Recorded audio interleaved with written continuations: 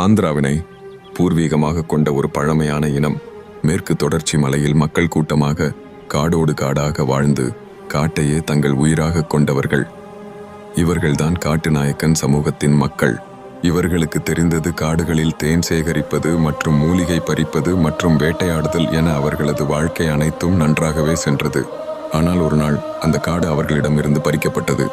அரசு சட்டங்கள், நில ஆக்கிரமிப்புகள், அந்த பசுமை நிறைந்த மழைக்காடு அவர்களுக்கு உரிமை இல்லாததாக மாறிவிட்டது. தங்களின் மக்களோடு இவர்கள் தமிழ்நாட்டின் பல பகுதிகளுக்கு உயிர் பிழைப்பதற்காக சென்றனர்.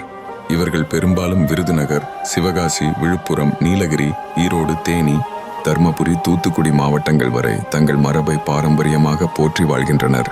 இன்னும் நம்பிக்கை இருக்கிறது. காட்டின் ஒளி நம் மனசுக்குள் இருக்கும் வரைக்கும் காட்டு நாயக்கன் சமூகத்தின் மக்கள் மறைவதில்லை. இது ஒரு வரலாறு அல்ல, இது ஒரு அடக்கப்பட்டு மறைக்கப்பட்ட உண்மை.